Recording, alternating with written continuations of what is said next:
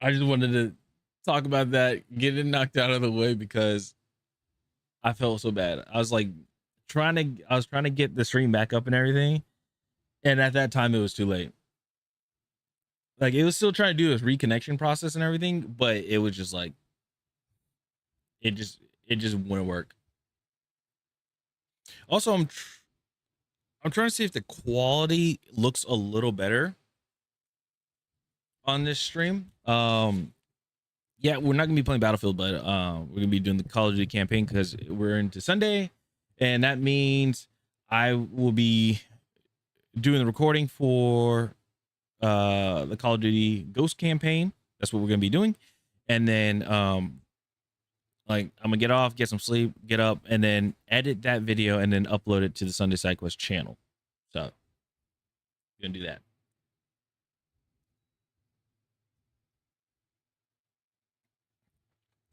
What I'm trying to do is, and I know I could just go live on my Sunday Side Quest channel and not have to worry about the uploading process and everything.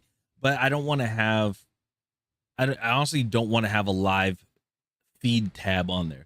The only one that I have on there is the Battlefield 6 debut. I think it's like the day one when it released, or it was the beta. So that's the only thing that's like left on there.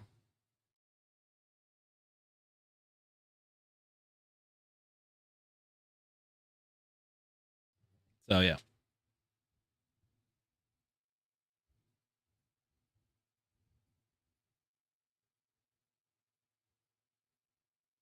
All right.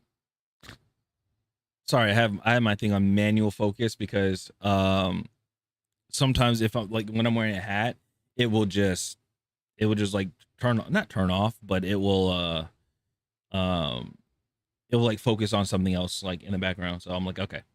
So sorry. All right.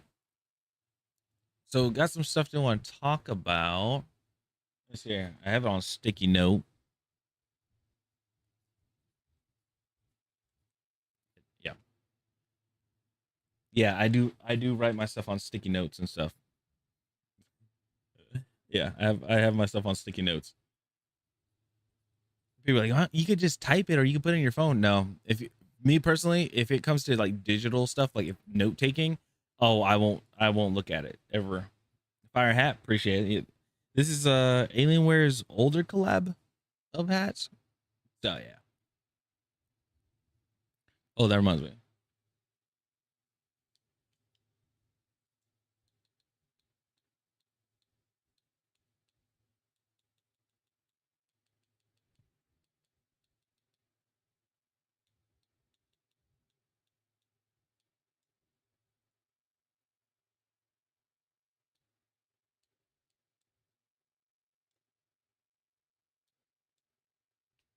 All right, chat. Just letting you guys know. You guys probably see it up there already.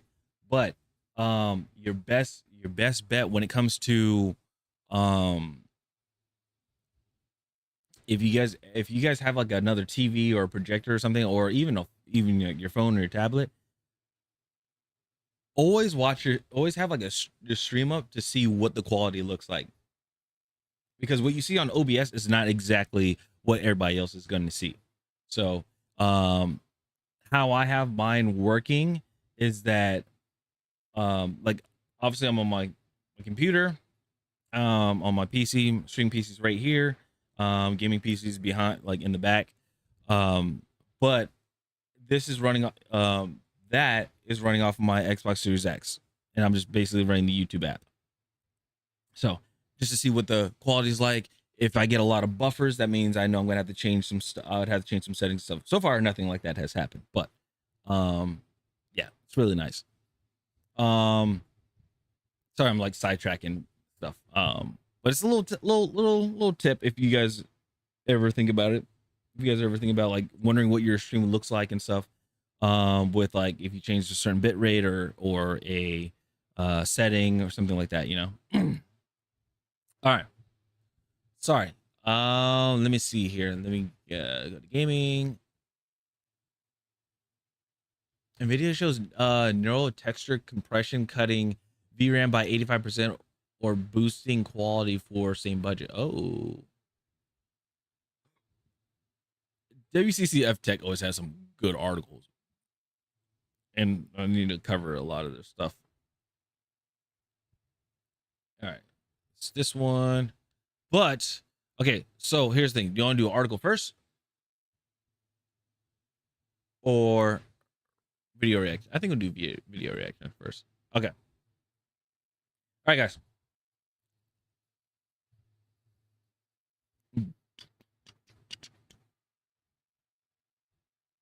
All right, ladies and gentlemen. Oh, where's my camera? There I am. Boop.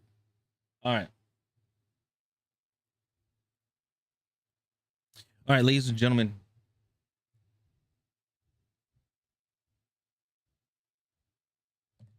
Do I have this correct? I do have it correct. Okay.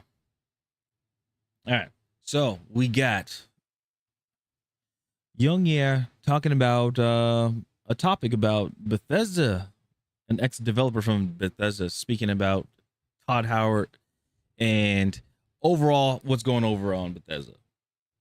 It don't look good. Don't look good at all. So let's see what's going on. The world is waiting with bated breath for Bethesda Game Studios' next mainline entry, next big project, which is going to be Elder Scrolls 6. But until then, a lot of people are wondering what's going on behind the scenes at Bethesda, given the various mishaps and missteps we've seen from this studio, which was once upon a time renowned. Lately, their reputation has been hit or miss, with Fallout 4 not having garnered the immensely positive reception that, I think Bethesda was hoping for. There's some mixed feelings on that game despite its merits. And then Fallout 76, obviously, while it's doing a lot better now, also just a disastrous launch, and it took a while for that game to kind of stabilize. And then Starfield is an entry that I think was very ambitious, but a lot of people are perceiving its launch to ultimately be disappointing, and it's a game that ultimately couldn't live up to the ambitions that. What was it with Starfield like that people didn't like? Like, what was the reason behind it? I never understood it. If I recall, I remember some people were saying the performance, but I don't know other than that. I might have to. Honestly, I might have to play it. I might have to play it one of these days. Let's see. It presented or provide the fun factor and the kind of trademark exploration and level of like handcraftedness that past Bethesda entries had. And so there are questions as to what the future holds for Bethesda and whether they can capture that magic that they really once upon a time used to have with Elder Scrolls 6. But until then, it's good to get some insight into some behind the scenes goings ons and realities. And that's where developers recently kind of speaking out about their experience at Bethesda and working with folks like Todd Howard and whatnot comes in. And I want to present some of the developers' takes that we have been hearing over the last few weeks and months. Starting with this individual right here who spoke to Kiwi Talks. His name is Denise Megilone. I'm just going to butcher that, so I'm not even going to try. But he's a character artist on Skyrim, Fallout 4, Fallout 76, and Starfield. Former developer who used to work at Bethesda and has since come out to kind of talk about what he thinks about Todd Howard in particular. You can see right here, this was a video that came out a year ago, back in January of 2025, but it's only now that headlines are reporting on this. A lot of people missed out on this interview and this specific bit that kind of gave us some insight into behind the scenes. And he had something to say that I think does highlight a potential problem that might have long-term ramifications. On Kiwi Talk's Twitter page, you'll find the following post of a clip that highlights Denise's take on Todd Howard. And, he really looks up to Todd and believes him to be a really good person with a lot of great design sensibilities. But at the same time, because of how big Bethesda Game Studios has become, because of the scale of this development studio now, and also because Todd Howard himself has become a bit of like a celebrity developer, what that means is that he doesn't always necessarily... Is he a developer or is he a CEO? Like, hold on. Todd Howard, right? Yeah. So he's a director. He's a designer, director, producer at Bethesda. Is he the CEO? So he's the CEO. He's not even. Oh, so he's the CEO serving as a producer and a game director. So he's not really the developer. He's the director. Okay. Okay. I was just wondering. Really get the most honest feedback. So here is what Denise had to say on that front, and I think it's very telling. I think it's and Dennis. It's important to know. He's a phenomenal person, and is he perfect? No. Does he call all the shots perfectly? No. I can't tell you how many times I told Todd, man, that's not a good idea. That's bad. That's not good. Or that I've kind of kept my mouth shut. I'm like, ooh, I don't think that's so great, Typically, though, I would communicate if I felt really strongly about it. Me and Todd at least could communicate on that. Was a lot of people were afraid to say no to Todd, and I think that hurt him because a lot of people were afraid to say no to Todd. There's a number of things that, it's like George Lucas. Yeah. Yeah. George Lucas, I think George Lucas is a genius. I think geniuses come up with terrible ideas too. They're not all going to be his. Yeah. But if you don't have somebody to help you filter through these things and give you an honest assessment because they're afraid to tell you what they really think, it actually does hurt you. So, and I think that kind of, happens to Todd a little bit in some regards. So I think honestly that is correct. What it is, I think people are afraid to voice their opinions or or give their thoughts and opinions about their true thoughts and opinions about any feedback from anybody higher up because they are fearing of repercussions, any consequences like losing a job, getting treated differently at the company because of your thoughts about that said thing. It's not only just in the game industry. It happened in the military as well. Like there's a lot of people that are afraid to correct a sergeant major, for an example. Clearly when he breaks, like a sergeant major breaks a regulation on purpose because they're trying to see who's going to uphold. People are afraid to say anything because of that person's position, the rank, right? So I think that's what it is when it comes to working in the game industry. It's a little more different because, if, these people in higher positions, if you were to get fired or laid off or some sort of repercussion that you were just no longer employed there, and you try to work at another studio in the game industry, they still, they would still contact your former employer, which that person would spill everything and again would cost you your career in the game industry. That is like the worst part about the video game industry is if you get fired or some sort of mistreatment towards you, you are literally just blackballed from the industry. That right there is some really interesting insight and perhaps even something that shouldn't come as much of a surprise, as Bethesda Game Studios itself achieved a certain level of pedigree in the games industry, and in turn as Todd Howard himself rose to stardom as a developer. You get people who think Todd Howard either can do no wrong or are afraid to tell Todd Howard that they're wrong because of the legendary status that he has achieved, who has become such a big entity in the games industry that it gives Todd. Now, I will say this, there is a way, like you can obviously don't just be like, Todd, that idea sounds stupid. Like, don't say that. Like, be tactful with it. Be like, I do like the idea. There are some concerns that I have with this plan or this idea. That's fine, but just don't be like, no, it's crap. It's complete ass, and throw it out. Don't do that.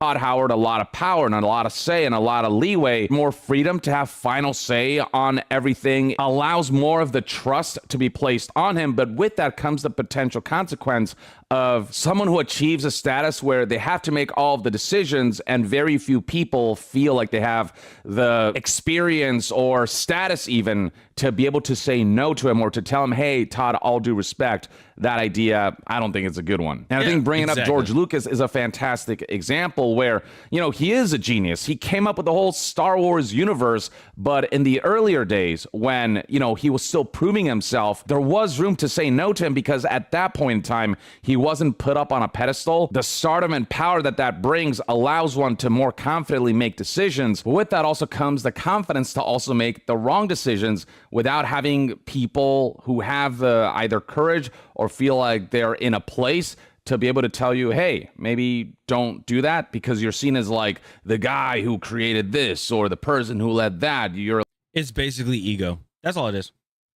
As you develop in the whatever space, I would say in the gaming, in the movies, entertainment space, as you gain, you know, more respect, it's like ego as well. And people are fearing you more because of your status. That's it. Now, there are some people that actually do want to be corrected. Like there are, I bet you there are people out there that want to be corrected, saying like, okay, I'm just going to throw this idea out and see what happens, right? Knowing that it's a bad idea and see like who's going to react and everything. If I have a studio or whatever, and I'm the CEO, I've made multiple releases, brought in hundreds of millions of dollars, possibly in the billions, right? And I say, hey, I'm pitching this idea for this next game, knowing in my head that it sucks, it's a terrible idea, and I'm sitting in this room full of people, and if they say yes, knowing that this is something that the community, that the target audience would not like, they would hate this game, the game would actually just plummet into the ground, it would be a complete colossal failure. If I am sitting in a room and I pitch this idea and everybody there, and I'm saying, what is everybody's thoughts about this? Like their honest thoughts about it, say whatever you want. All the people that are saying this is a great idea, like immediately just jumping on the yes wagon. Oh, I'm looking at them carefully. But the people that are like, well, I'm okay. You guys, guess what? You guys are about to take these yes men's jobs. You guys are about to take their positions. That's how I'm going to run it. Because at least they can see, they have some insight of maybe to see something on Twitter, maybe, you know, they play the game themselves and they're like, yeah, I don't think this is going to relate to your previous titles and stuff. That makes sense. So again, having all these yes men, it's like, it feeds the ego of the, of whoever, of the person's status. So that's what's going on here. Or like a celebrity who's like created and, you know, led legendary releases.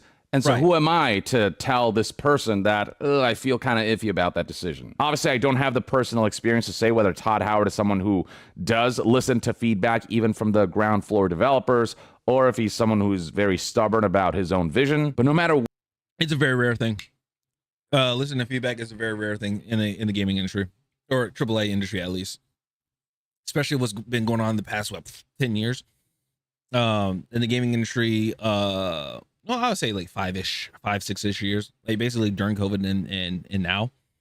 A lot of people are considering feedback as being attacked, and that's why we have that whole thing with Gamergate 2.0 and stuff like that too.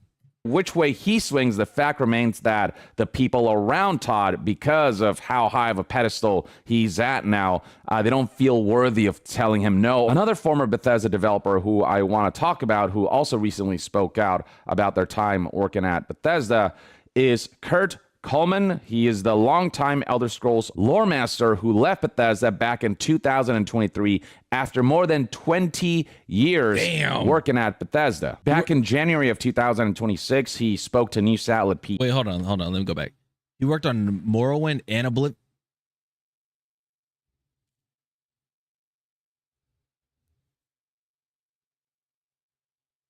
Guys, Bethesda, what are we doing? What are we doing here? What are we doing? You're lore master for Morrowind and Oblivion. dude, I gotta play those games again. I know it's gonna be I got a long list of games to play, but damn, how are you gonna do that? Like, the stories were good, the lores and everything were amazing with that game, and this guy left. Like, that's an eye-opening thing when you have somebody that was ahead of great stories for a franchise to leave on some BS. Working at Bethesda. Back in January of 2026, he spoke to News Outlet PC Gamer, and the headline of this interview reads, Bethesda's former Elder Scrolls lore master on why he left, Starfield's communication breakdowns, and how he wanted the Elder Scrolls 6 to be The Empire Strikes Back. A lot of interesting insight here, but the main thing that I want to cover is his perception on how things played out behind the scenes when it comes to like working with someone like Todd Howard, and discussed how in the early days it was a close group of developers, including Todd Howard, in a basement office who were bouncing ideas off of each other, eating in the canteen together, and making decisions together. This was back when Bethesda Game Studios wasn't this massive organization with hundreds of employees and developers. But basically is when it was a very like when everything was full of life, passion project type. Pretty much it was like indie studios. It's like indie studios nowadays. Or rather, a small group of people who were constantly in communication with each other, who could always check in with each other. Yes. And it wasn't this massive entity that Todd Howard had to manage on multiple fronts. Todd Howard could actually get his hands dirty and go hands-on with the key development aspects of making games. But by the time Starfield shipped in 2023, Coleman described the studio as it basically being... Starfield is only 3 years old? I feel like it was longer. Anyway. 4 remote studios all working together on a game. When you get to that size, you can't have people just popping into Todd Howard's office to chat about a design point. He's not having lunch with everybody. It's very different when it's 400 people, 4 studios, big business, and Microsoft is now getting involved. Once upon a time, developers could just come to Todd Howard and be like, hey, should we do this or should we do that? And they could get a direct answer. But now there's like layers of red tape and management that developers have to deal with. They can't just go up to Todd Howard, who is now up on this pedestal, and just directly be like, hey, what should we do here? Bethesda Game Studios has become a lot more corporate, a lot more hierarchical, just by the nature of running a big business that Bethesda Game Studios has now become. But with that... Investors in suits. Again, I will say it. I don't care. I will say it wholeheartedly. When investors in suits get involved into a passion or a hobby, that's when it goes downhill. Tell me another company. Tell me any company. I would like to hear this in the comments down below. Tell me a company that went from a passionate game and they went in a upwards trajectory and have stayed there from corporate and in suits. I want to know. Please let me know. Please prove me wrong. But everything that we have seen so far with, even if it was, PlayStation acquiring a studio, or if it was, Microsoft acquiring a studio, it's always been going downhill ever since. It always has.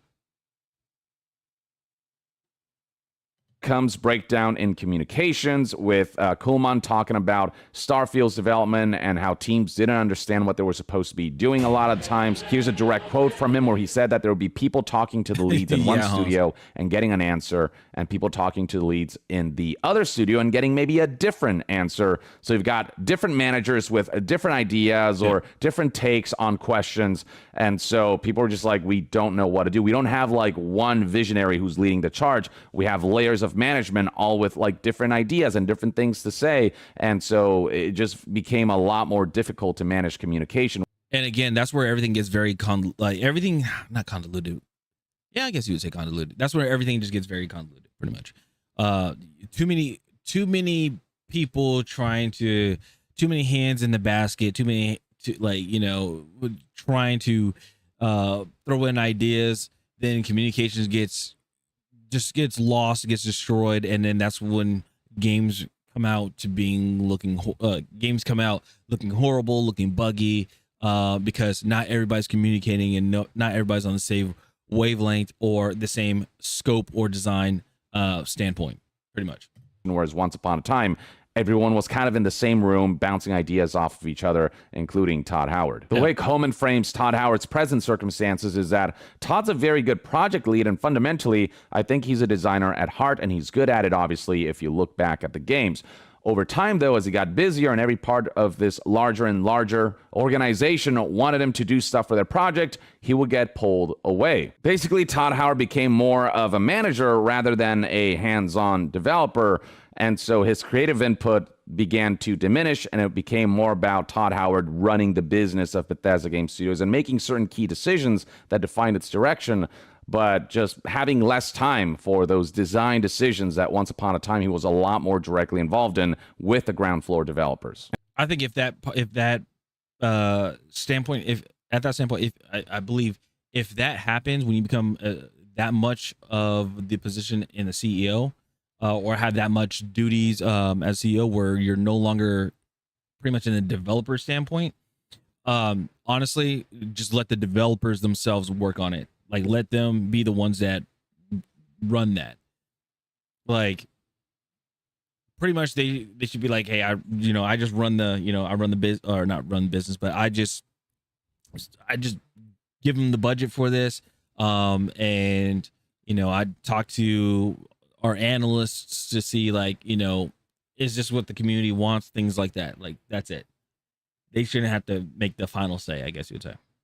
And Coleman just had this general sense that Bethesda Game Studios started to become more bureaucratic. The expectation was your job can't be also making content if you're actually managing that scope of the project. Yeah. So a big part of why Coleman left Bethesda after over 20 years at that studio is that he started to dislike the work environment and what Bethesda Game Studios was kind of becoming. A lot more corporate, a lot more bureaucratic, a lot more like layers of management, less of that just like, be in the same room and create together kind of passion going away, a lot of creative freedom being casted aside, bottled up because big person in the suit says, no, you can't have that vibe. And then on top of that, apparently Todd Howard had promised Coleman that he would be the lead on Elder Scrolls 6 after they had shipped Fallout 4. But then after Fallout 4, Todd Howard and leadership made the decision to make Fallout 76 and then Starfield before working on the Elder Scrolls 6. And by the time they got to Elder Scrolls 6,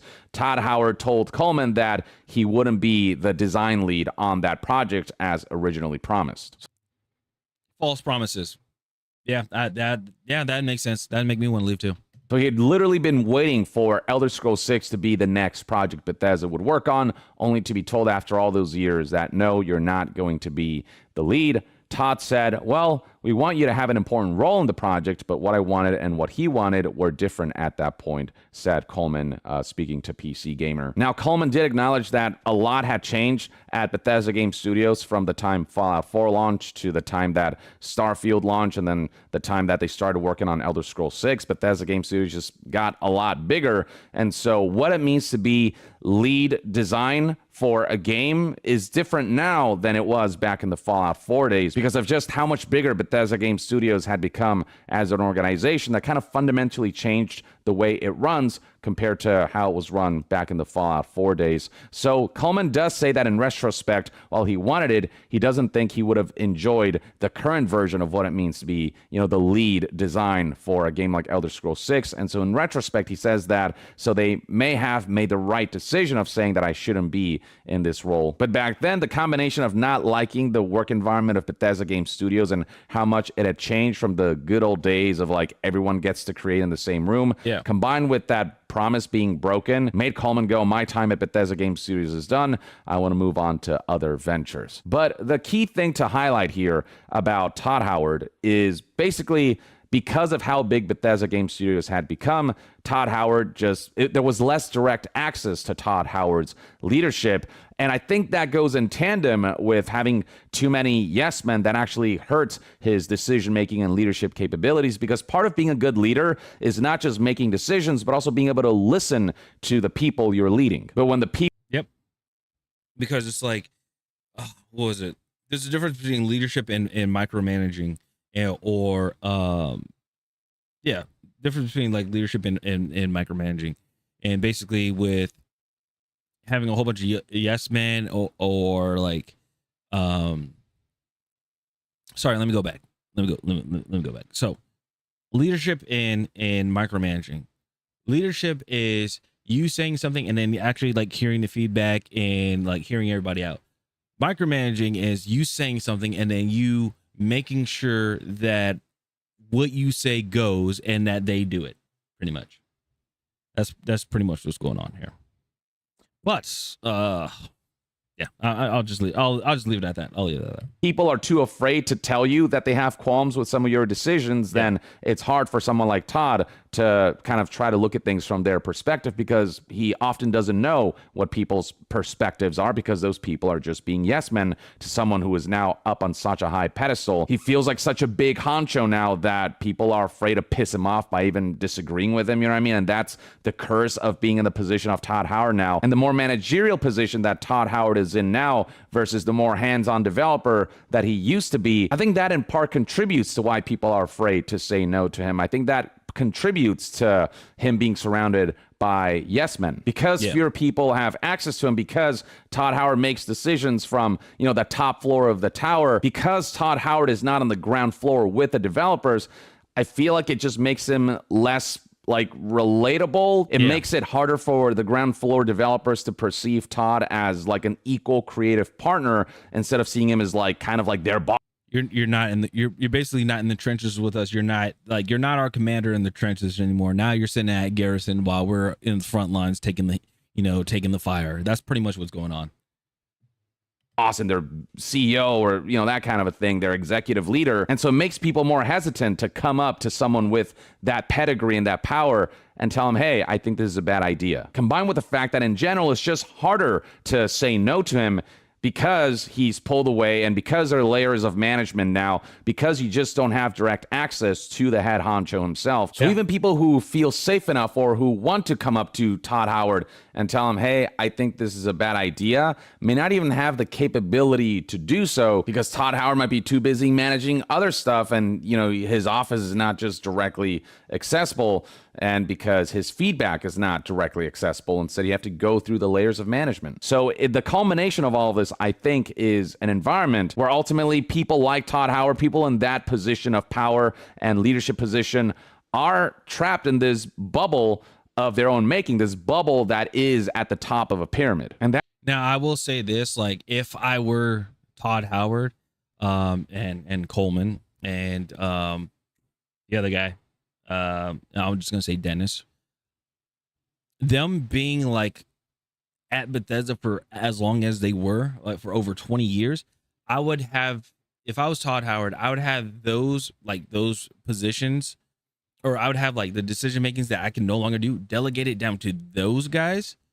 So then if people have ideas that they want to come talk about, well, like that they usually would come talk to Todd Howard about, they would discuss with those guys, and then those guys would bring that, bring those ideas together and everything, and discuss with each other and come up with an idea, or have those ideas and then talk to Todd Howard himself. So it's like those three guys, the ruler with his generals, like type of thing, discussing about these ideas that these developers have, the pros and cons to it, and things like that. And then that's when Todd Howard could make a decision. If not, just have it delegated at those two, have them talk it out, and then see what happens. That's where I think you get decision making that leads to things like the release of Fallout 76, a game that people didn't necessarily want, that is doing better now, but back then was just so disastrous. And I think that's how you get launches like Starfield, where despite its ambitions, there are a lot of choices surrounding it that ultimately paved the road to a Bethesda game that felt like a lesser Bethesda game. Yeah, from what I've heard, Starfield, people didn't like it. Like, okay, let me get the good side. The good side is they try to go away from like the medieval, the dark, the dark fantasy, the eerie medieval times, and they tried sci-fi, which is fine. It's a risk that they tried, and I can accept that. I like that. but it was like the multiple planets that you can go to, and a lot of them didn't have anything in it. Like they were very empty. That's from what I've heard. And Todd Howard came out and saying like, "Oh, this, you'll be able to travel to millions of planets and stuff like that." Like, but those planets really didn't have any sort of environment on it.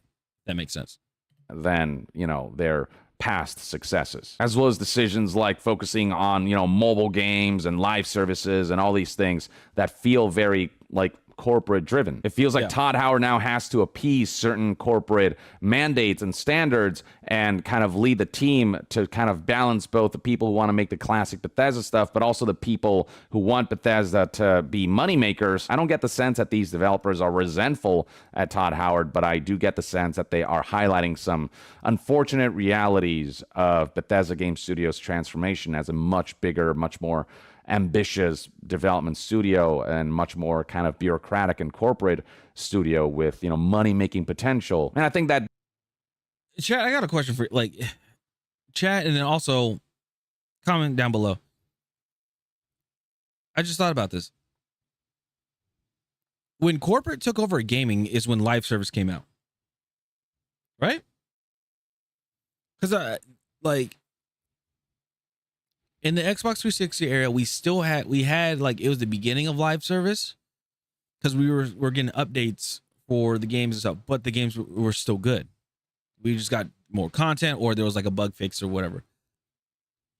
But as the years progress and live service was being put more into the games and stuff, they were less complete.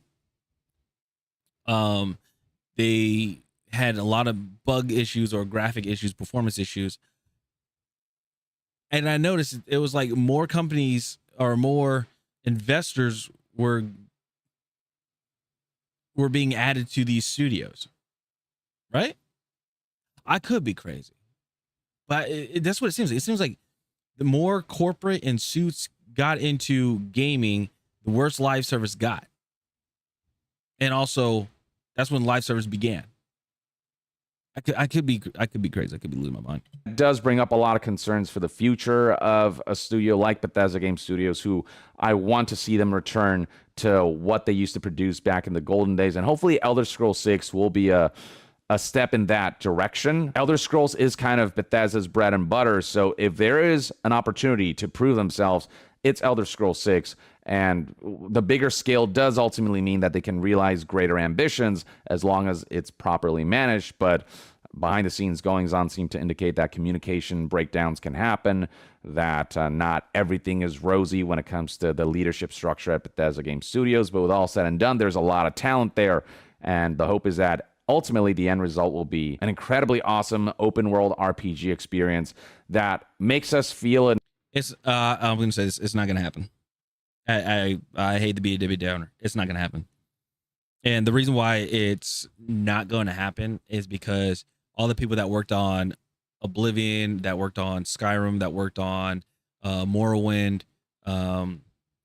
they all left, or a majority of them left. So if they want to have a game that's just like, Oblivion, and all the great titles back then with Bethesda, they either have to hire those people back, or they have to go with that design plan, and people need to stick to it and not make any changes or adjustments or anything like that. That's what's gonna need to happen. But are people willing to do that? Probably not. So yeah. And in this era, what we felt when we first played Skyrim, which was this incredible sense of awe, and hopefully it's going to be something that lives up and if not exceeds other open world games that have come a long way and that have either caught up to Bethesda's open world RPG kind of ambitions, and if not surpassed them. And Bethesda now has like that competition to surpass, and hopefully that's a task that will be realized with the launch of Elder Scrolls 6. But at the end of the day, only time will tell, and I am rooting for Bethesda to make a big splash with Elder Scrolls 6 and to really nail the launch of what is arguably one of the most highly anticipated titles of all time. but I suppose only time will tell. In the meantime, though, I'd love to hear what your thoughts and opinions are on what these two developers had to say about Todd Howard and working at Bethesda and the changes that Bethesda Game Studios has undergone as its scale just got bigger. Share your thoughts in the comments below, and to be further updated on all things gaming news, reviews, and discussions, stay tuned right here on Young Yeah. I'll see you guys next time. Young out. All right. And again, another amazing video. Let me put this in chat. All right, man. So yeah, I would say when it comes to the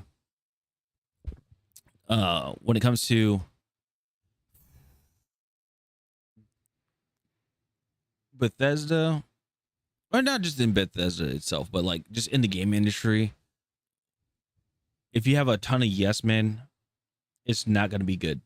It's not going to be very well when it comes to the game itself. Because if you're not hearing what your target audience says, if you're not hearing what like developers are saying, if you are a CEO and you're no longer part of the development process or the cycle, I guess you would say, of your game, I mean, honestly, you shouldn't have any say into it. Just being honest. And I don't mean this like in a mean way. It's just, again, it's one of those things where it's just like, I don't think it's gonna be well. Let me see something. There was something that I saw. It was a short from Legendary Drops, and I just want to show this real quick because it was from a CEO. Yeah, I believe it's from a CEO from Take-Two. Yeah. So Take-Two CEO said this. And I thought this was really awesome. So just take a listen to this. This dude, he is quite literally the guy that just says, I don't know anything about video games. I just let the developers take care of it. The devs know what they're doing. Yeah. I just give them the money. They had him for an interview on like Fox Business or something like that. And they're like talking about the stock market and video games in the future and Grand Theft Auto 6. And they're like, so, what do you think about Grand Theft Auto 6? And he's like, I don't know anything about it. They're like, what do you mean you don't know anything about it? Do you think the gamers are going to like it? And he's like, I don't play video games. See? Yeah, exactly. So then how do you know? And he's just like, I trust the developers. They know what they're doing. I just give them the money. It's just like, exactly. See, and that's what I believe here. I'll put that in the chat too. But yeah, I firmly believe like if you're not with the developers or anything like that, like it's okay. It's okay to say like, hey, I put all my trust and faith into the developers. That's the reason why I hired them.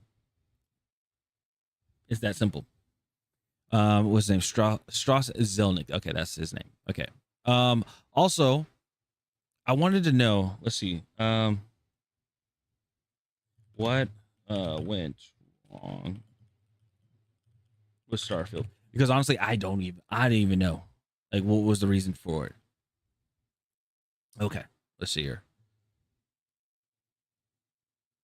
Okay, so, and this is going to be the very last thing. The very, very, very last thing.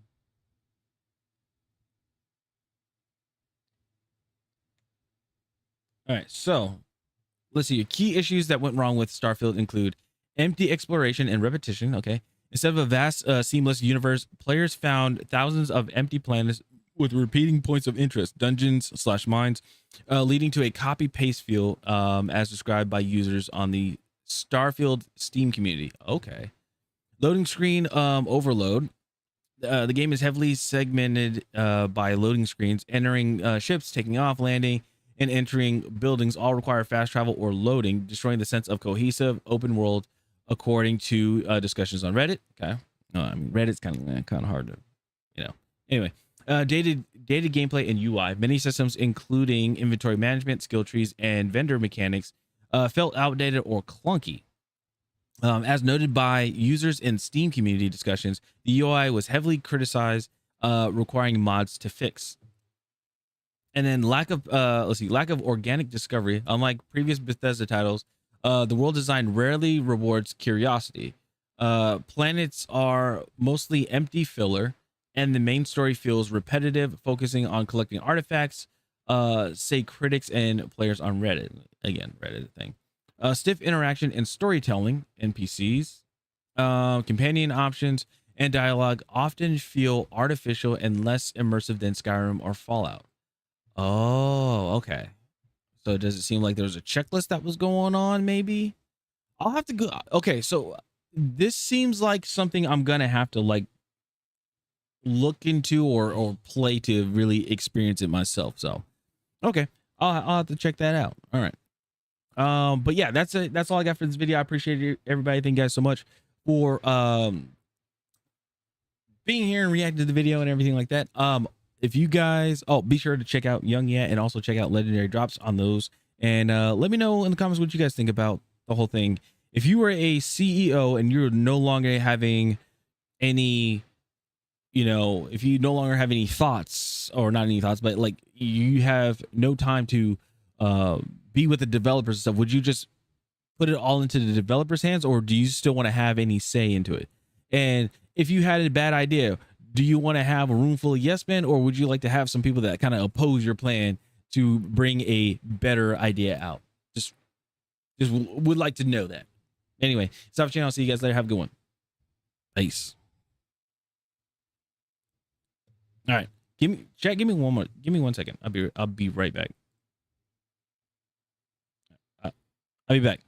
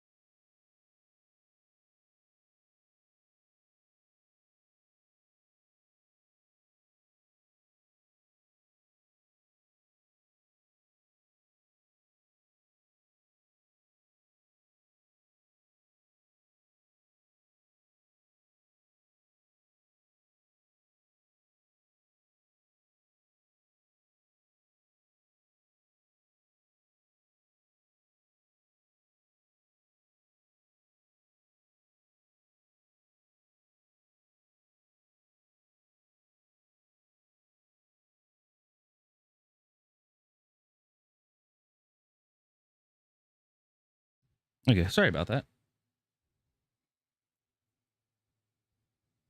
Had to go check up on something.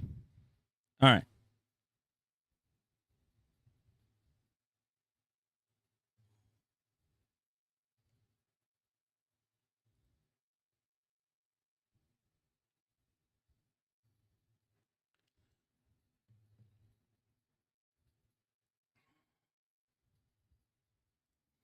All right.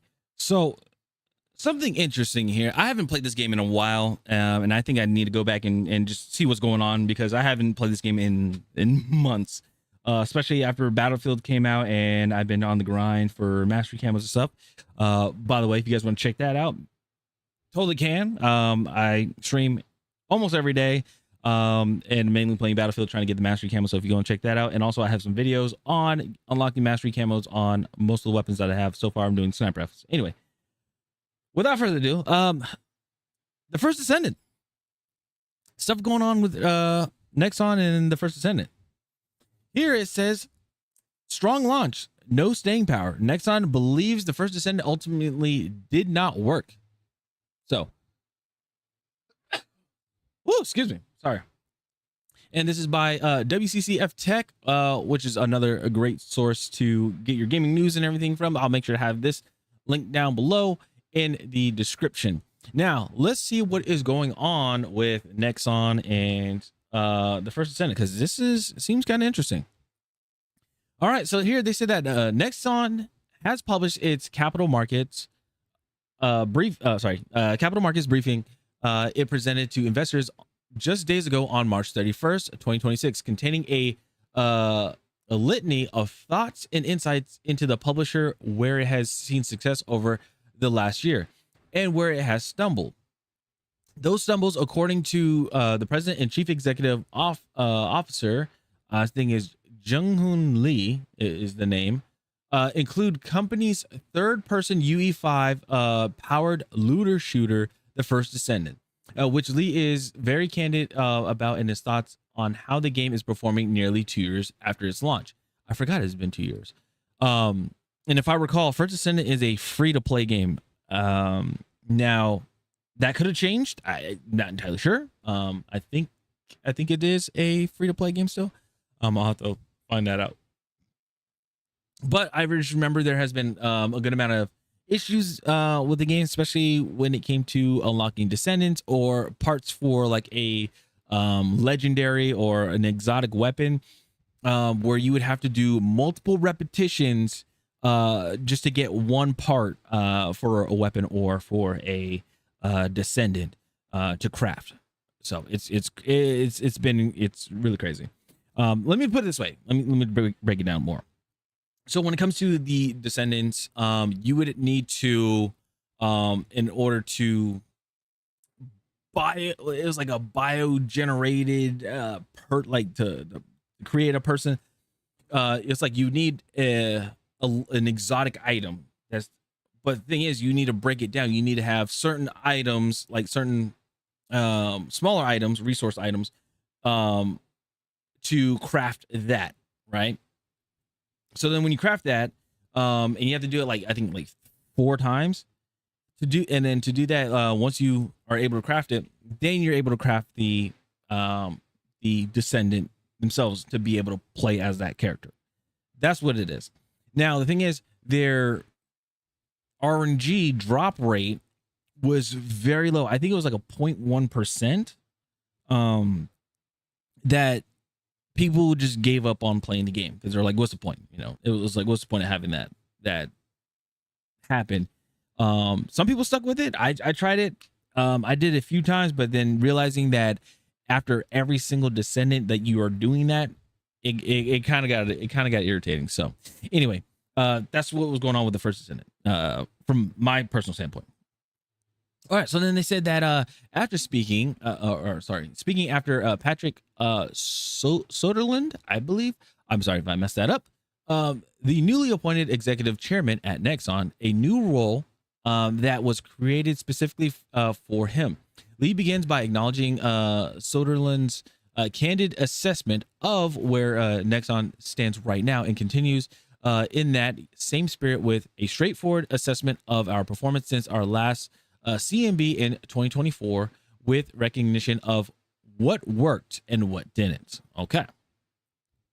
So, let's see here. They said that the First Descendant in Lee, and ultimately in Nexon's eyes, is part of what didn't category, as he calls it out, alongside Dungeon Fighter Mobile, for having a great launch, but ultimately unable to retain its player base. Now, that is also a big issue that's going on right now in the game industry, is just in game designs in general in the game industry, is the retention rate of players, pretty much. Like, we already know the first month, usually the first 2 weeks, the first month, player numbers are high. It looks like it's in good standing, but then usually after that, like, the player numbers usually die down. You could look at it by like Steam. You can look at like just any game on Steam, pretty much. There's always going to be some sort of fall off. Now, it all depends on, the pros and cons of the game, how deep this steep can be, or that decline can be. So anyway, so then they said that Dungeon Fighter Mobile launched with terrific momentum in 2024, then lost its way. the retention mechanics weren't strong enough to hold players long term. Same issue with the first Descendant, strong launch, no staying power. These are design issues that are not fixed with a patch. They require structural changes to game mechanics. And that is a very tough one. Like, putting it in a, I guess, in a reference to like a car, it's like, instead of like just like, hey, there's a dent in your hood, or like, you know, like a busted mirror and you can easily fix that, like a cosmetic type of thing.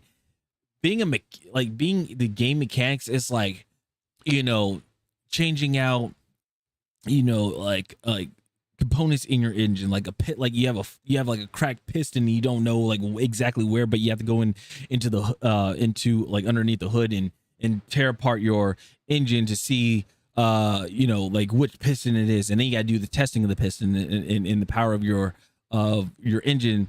Now I will say this, I'm not a mechanic or anything like that, so correct me if I'm wrong. But it's like you gotta break it down into figuring out like what works, what doesn't work. Is this new part of this piston that you just bought, or I don't know, that you could have created, I guess you'd say. Does it work along with the other ones? Is it powerful enough? Can it hold its own, like can it do its own job and things like that? That's pretty much what's going on when it comes to game design, when you need to work on a mechanic or fix a mechanic.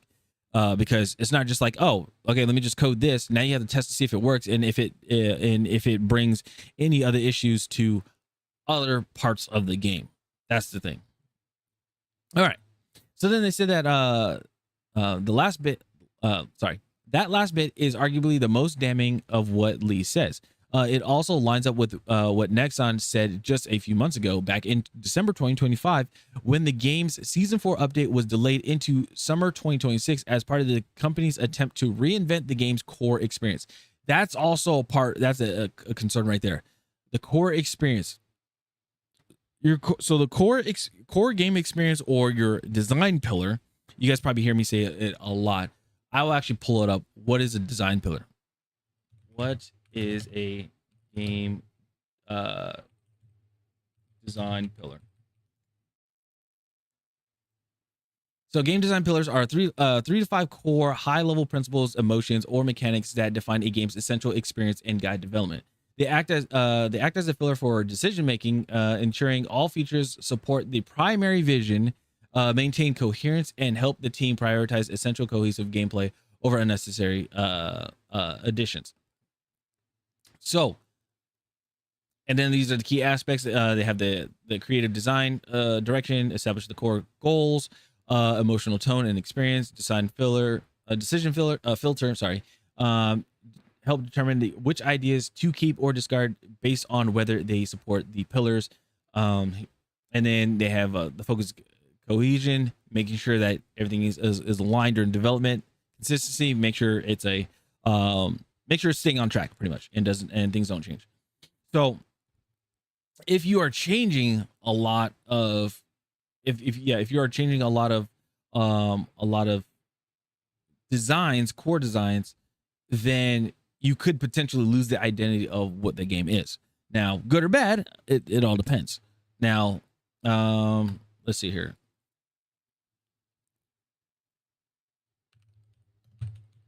What is game core design? Little learning. Let's see here. Often called the core loop or core mechanic, a fundamental, repeatable action loop that defines the player's moment-to-moment experience and essence of gameplay. It answers what the player does, what stops them, and why they are doing it, serving as the North Star for all game decisions. So again, if you have like your core loop or your core pillar of a game, if you have if you're having issue with this, that is not good when it comes to your actual game itself. That's a concern, because this should be, this right here, the game's core experience. There should be something in the internal. This should be like around the internal level of development. So it should be like your QA testers, your play testers, or whatever, within the company should be discussing this, and then this should be, worked on, resolved, and then put out. This shouldn't be out to the public. So this is not it's not looking very good.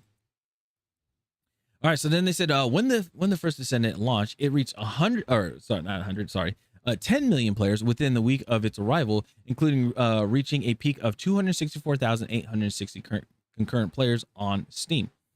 Tens of thousands of mixed user reviews over the last 2 years, paired with mixed critical reviews at launch, both of which cite how the game's mechanics failed to stand out among the crowd of free-to-play titles, and the game's future is very much in question. True. They said, but it wouldn't. Sorry. They said, but it wouldn't be the first live service title that Nexon stuck with in an attempt to turn it around for the better. If it hadn't stuck with Embark Studios when the finals took a dip post-launch, then we wouldn't have gotten Arc Raiders, and we wouldn't be seeing the finals currently enjoying an uptick in players after its latest update, which is true. We'll see if Season 4 update is able to turn things around, though Lee's comments do make it sound like the company is prepared to cut its losses. Should the Season 4 update fail to move the needle in a meaningful way? We shall see. Now, has anybody said anything here? All right, so then somebody said small maps, no sex, and repetitive. This is what people are saying. Okay.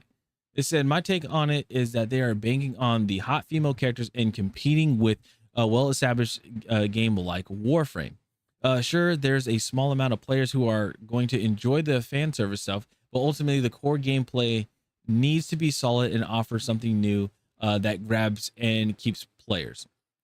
I don't think that there's enough cake under that pretty icing. That's okay. That is true. What it looks like here from all of these is that from what I'm seeing here, it looks like it's more of they're focusing on the player character, like on the character models themselves. Oops, sorry. It looks like it's focused on more on the character models themselves than the actual like game itself. It's almost like what is going on in the game industry now, where we're getting issues with mechanics in games, performance, designs as well. And instead of it being fixed, they're like, hey, well, let's just add another skin, let's add a cosmetic, let's add another character to the game, which doesn't really help anything. I think that's what is going on. So that's all I got for this video. I appreciate you guys for hanging out in the video and let me checking out this article. I'll make sure to have the link down below as well, so you guys can deep dive into it as well. I might have to boot up the first Descendant at some point and probably live stream it or something, just see like what's going on in the game, because again, it has been a long time since I played it. So but yeah, let me know in the comments down below what you guys think about Nexon and the first Descendant. Do you guys think that they're going to cut the losses? Do you guys think that it could have a turnaround? Because I mean, again, they said they stayed with the finals, and look at the finals now. It's still a underdog in the FPS genre that people are slowly going towards, because of how Battlefield and Call of Duty are right now. So yeah, let me know what you guys think about everything that we have discussed here. And yeah, it's our channel. See you guys later. Have a good one. Peace. All right. All right.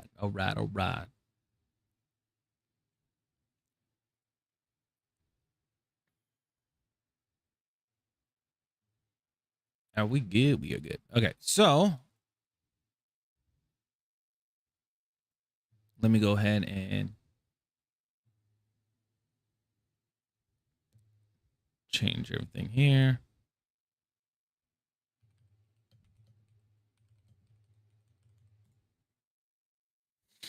Okay.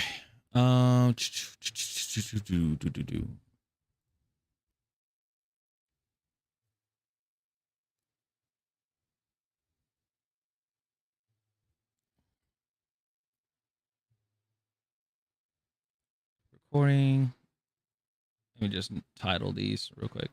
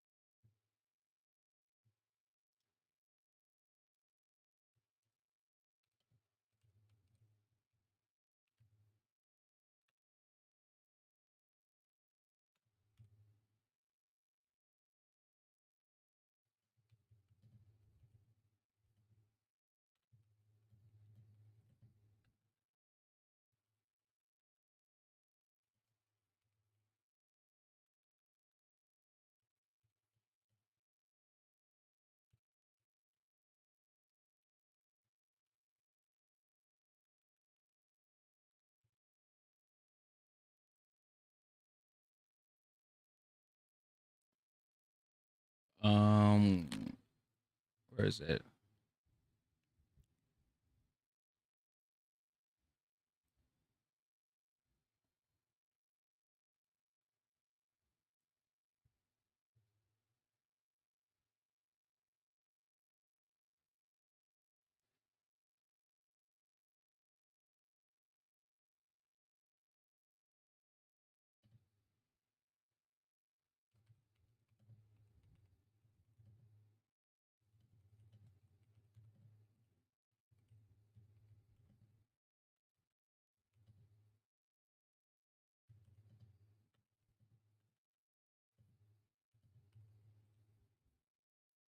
Okay. Let me make sure. Let me go grab Call of Duty.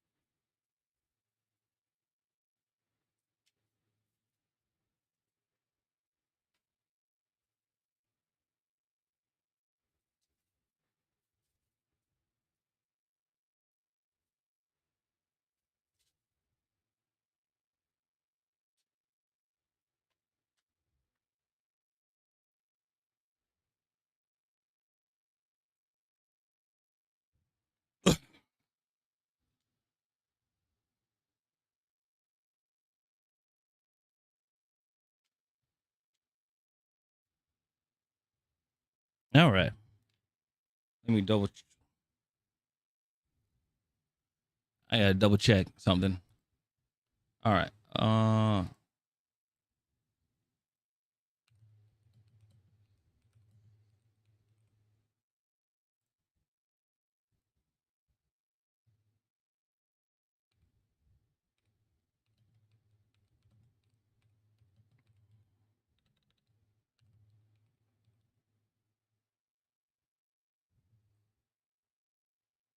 Okay.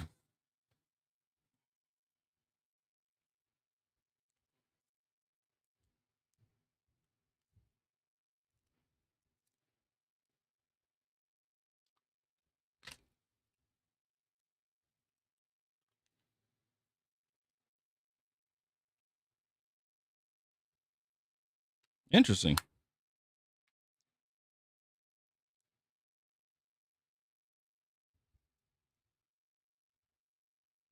Well, we'll see this works. We'll double check if this works.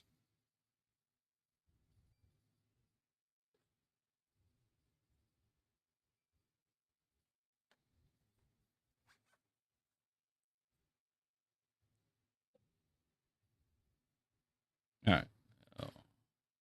Make sure. Down.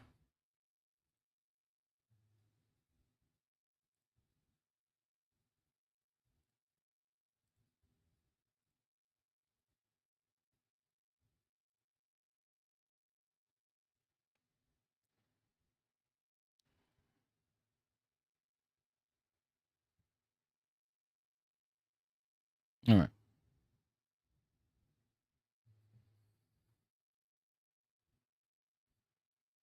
Let me get TikTok set up. Boom. Okay.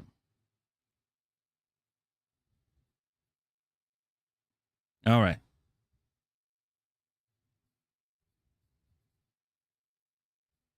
All right, ladies and gentlemen, we're here for another installment of the Call of Duty campaign. We're going to be playing Call of Duty Ghosts this time. Now, I haven't played this game in a long time, so this is going to be very interesting. We're going back to Infinity Ward. Yep, going back to Infinity Ward, which is very interesting. Now, I was freaking out for a second earlier before the recording because I was like, oh, the disc that they gave me at the game store was the install disc. It says disc 2 and it says install disc. I'm not sure exactly what the installment is, but luckily I had the original game disc, so that's really nice. So we're gonna go ahead and we're gonna get into some Call of Duty Ghosts. If you guys do like the channel, make sure to subscribe to the channel and drop a like, and let me know in the comments down below what is your guys' favorite Call of Duty. And also, do you guys like the full playthroughs, or do you guys want to see it more in parts when we do another series of games? I think the next one that we're going to be doing for game wise is going to be Ace Combat, because the Spirit of Ace Combat 8 coming out, we got to go and revisit all the Ace Combat games that we can play. So anyway, let's go ahead. Let's get into it.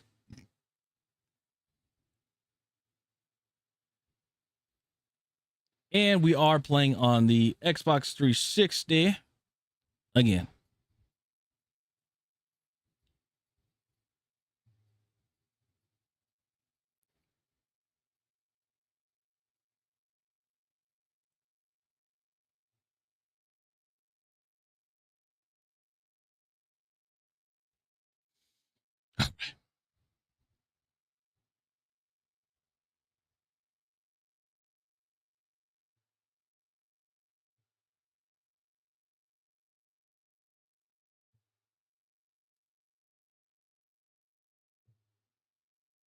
Oh, 1 second.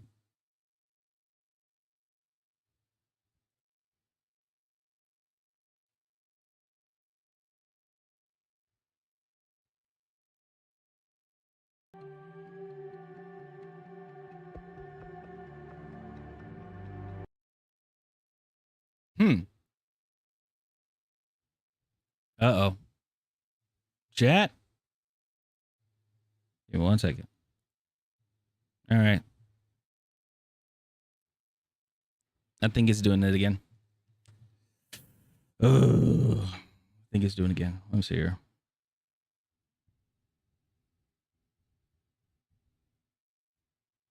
Let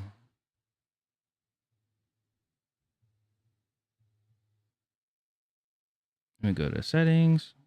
Here, let me put this back up.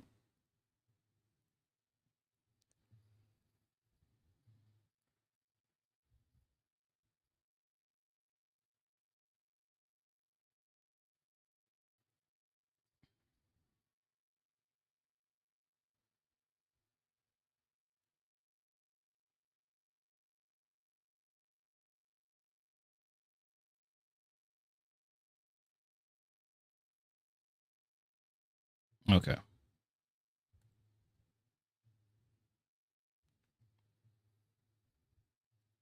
Um,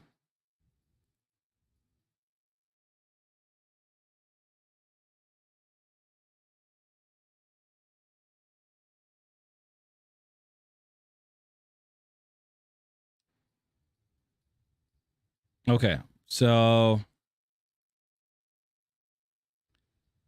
again, when it comes to, actually, hold on. Let me deactivate and reactivate.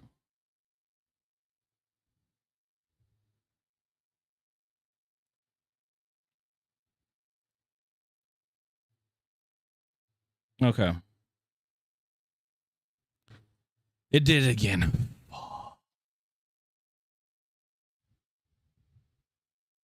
The game audio driver broke.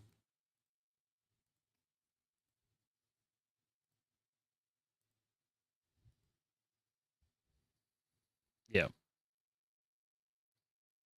The game audio driver broke. So basically what happened is, if I go over to my if I go to my capture card on the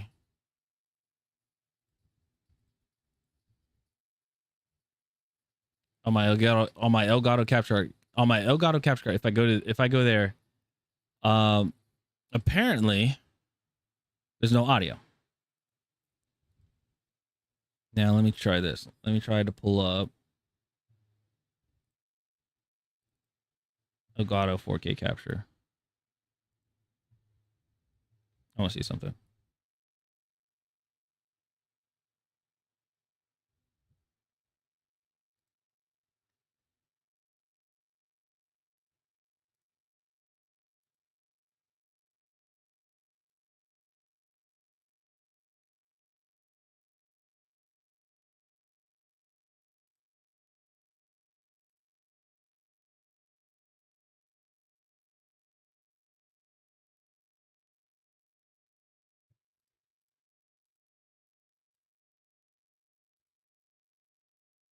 Okay, so we still don't have any picture.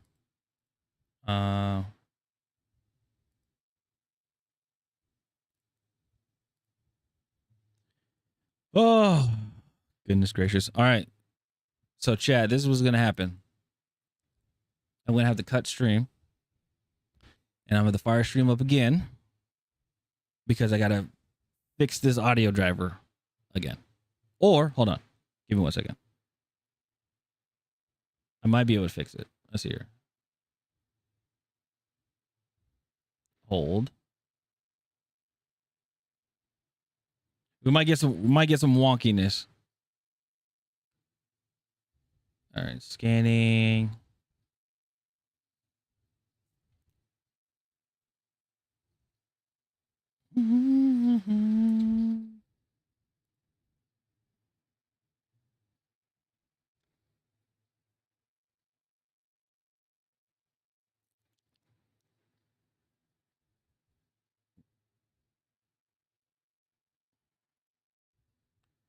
All right. Oh, okay. Let's see here. Update all. Okay.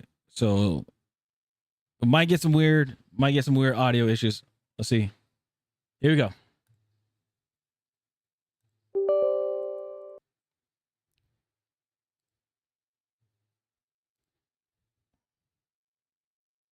I gotta install these drivers. Hopefully it fixes it. If it tells me I gotta restart my computer,